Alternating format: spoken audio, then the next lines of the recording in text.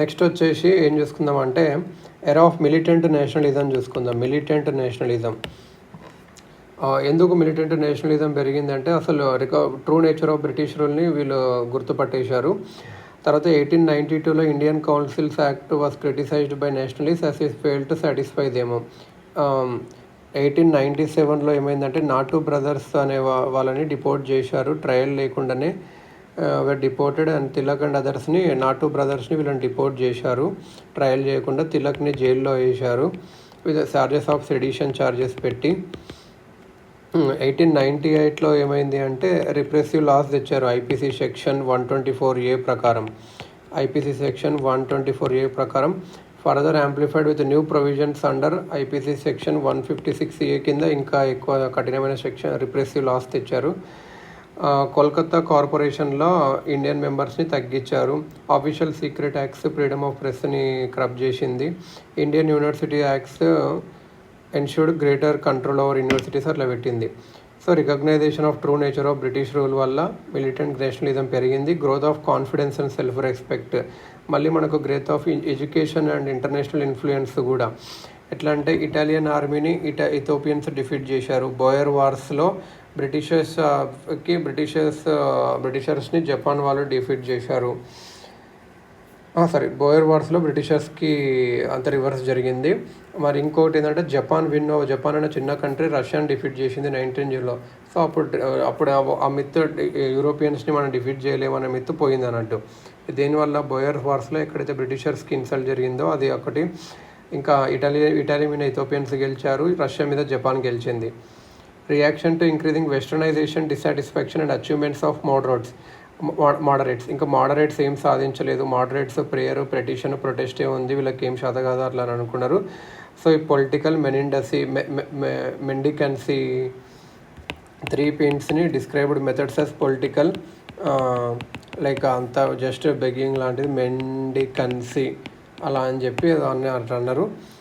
ఇంకా ఏదంటే మన వెస్టర్నైజేషన్ కూడా పెరిగిపోతుంది, డిసాటిస్ఫాక్షన్ క్రియేట్ చేసింది మన ఇక్కడ ఉన్న వాళ్ళకు కల్చరల్గా కానీ అంతా.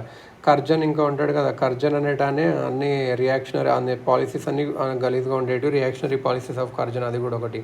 అంతవరకే మిలిటెంట్ స్కూల్స్ ఆఫ్ థాట్స్ కొద్దిగా ఉండేది మనకు. Hatred for foreigner rule, since no hope could be derived from it, Indian should work for own salvation. Swaraj అనేది మన goal of national movement. Direct political action కావాలి. బిలీఫ్ ఇన్ కెపాసిటీ ఆఫ్ మాసెస్ని నమ్మారు వీళ్ళు. Personal sacrifice అవసరము true nationalist కావాలి అంటే. ఇట్లా ఇదన్నట్టు. ఇంకా స్వదేశీ and boycott moment.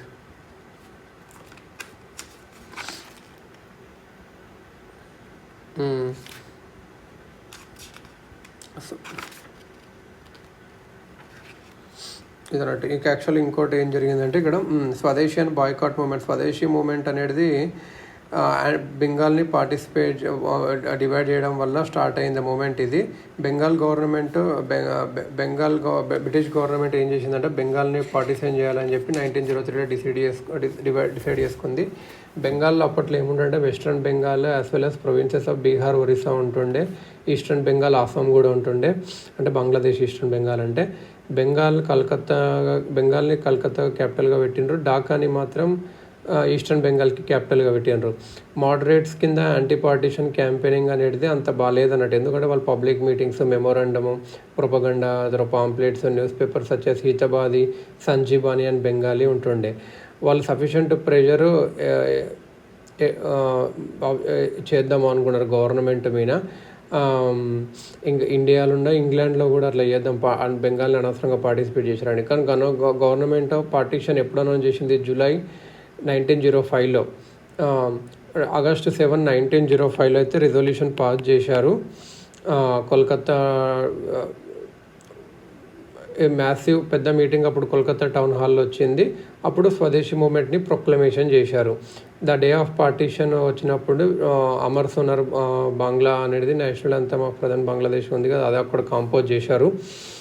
Congress position ఏంటంటే ఐఎన్సీ అనేది 1905లో గోఖలే ప్రెసిడెంట్షిప్లో మీట్ అయింది. అది పార్టిషన్ని కండెమ్ చేసింది. రియాక్షనరీ పాలసీ ఆఫ్ కర్జన్ని కూడా కండెమ్ చేసింది.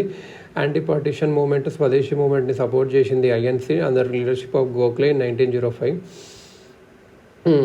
ఇంకా కాంగ్రెస్ కాడ కాంగ్రెస్ సెషన్ 1906 కోల్కత్తా కాడ జరిగిందాడ under presidentship 1906 Kolkata Dadabhai Naoroji presidentship మీద గోల్ ఆఫ్ ఇండియన్ నేషనల్ కాంగ్రెస్ వచ్చేసి స్వరాజ్ సెల్ఫ్ గవర్నమెంట్ అని డిక్లేర్ చేసింది అన్నట్టు.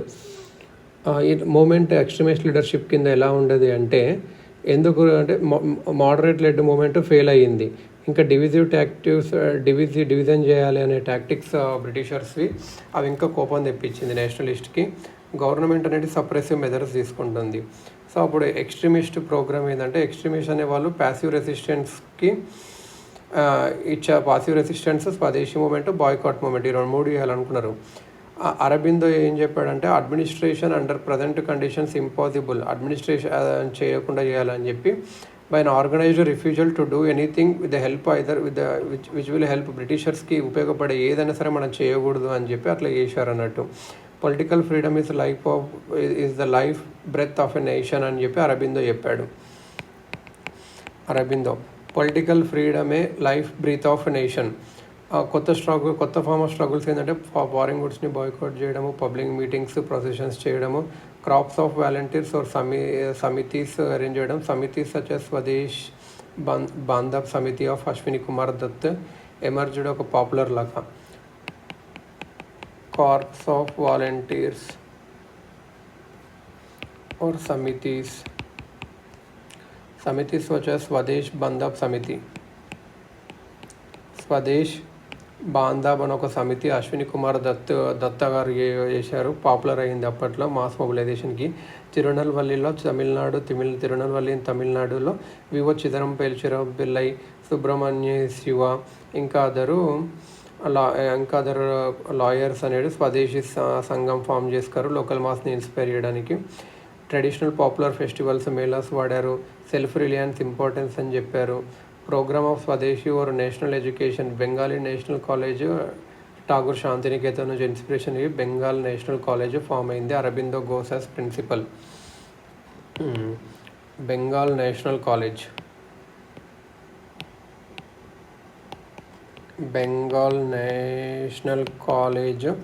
ప్రిన్సిపల్ ఎవరంటే అరబిందో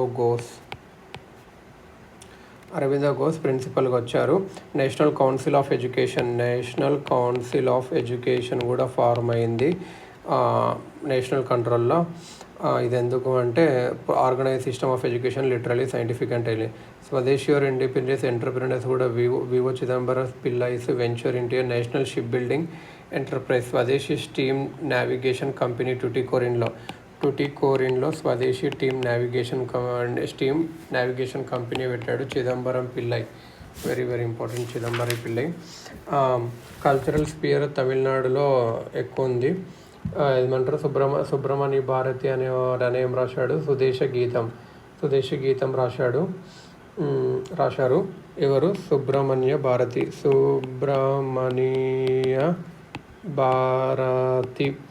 ఏం రాశారు, సుదేశ గీతం.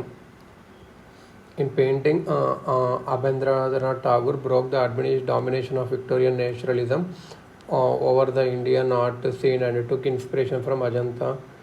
అబింద్రనాథ్ ఠాగూర్ అనేటనే డామినేషన్ ఆఫ్ విక్టోరియన్ నేచురలిజం మన ఇండియన్ ఆర్ట్ దాన్ని బ్రోక్ చేశారు ఎవరు, అబింద్రనాథ్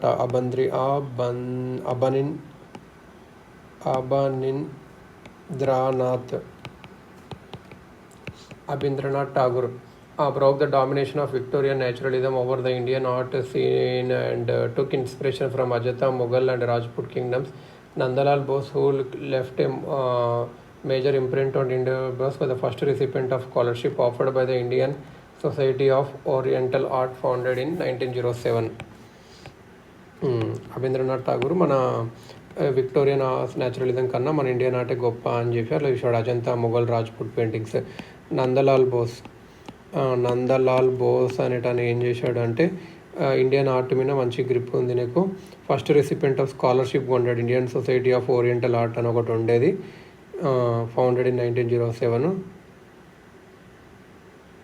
స్కాలర్షిప్ పొందాడు నందలాల్ బోస్. ఇదన్నట్టు extent of mass participation, students అనేవాళ్ళు బెంగాల్లో, మహారాష్ట్రలో, పూనాలో ఉండేది. సౌత్లో గుంటూరు, మద్రాస్, సాలెంలో ఉండేది. ఉమెన్ కూడా మంచి రోల్ ప్లే చేశారు. Swadeshi movement with leaders in working Hindu festivals and గాడెసెస్ని వాడేవారు. ఇది యాక్చువల్గా దీనివల్ల ముస్లిమ్స్ దూరం అయ్యారు.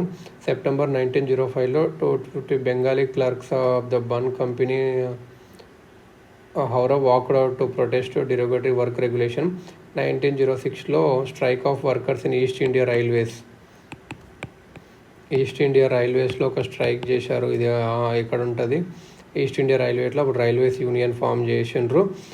హౌరాలో బర్న్ కంపెనీ ఉంటుంది, దాని క్లర్క్స్ బయట వచ్చారు. అది ఇంతకుముందు చూసినాం. 1906 to 1908 జూట్ మిల్స్లో కూడా స్ట్రైక్స్ చాలా ఫ్రీక్వెంట్గా ఉండే. సుబ్రహ్మణ్య, శివ అండ్ చిదంబరం పిల్లై టుటికోరిన్లో, తిరునెల్వేలిలో ఇలా ఫారిన్ ఓన్డ్ కాట్ మిల్లో అక్కడ ఎక్కువ చేశారు. రావల్పిండిలో అర్సెనల్ అండ్ రైల్వే వర్కర్స్ కూడా went on strike. Movement in support of Bengal's unity and Swadeshi boycott education were organised in many parts. కానీ పార్టీస్ ఇంకా ఇది యాక్చువల్గా దాని తర్వాత దీని బెంగాల్ పార్టీషన్ క్యాన్సిల్ చేశారు, ఢిల్లీకి క్యాపిటల్ షిఫ్ట్ చేశారు. ఇదన్నట్టు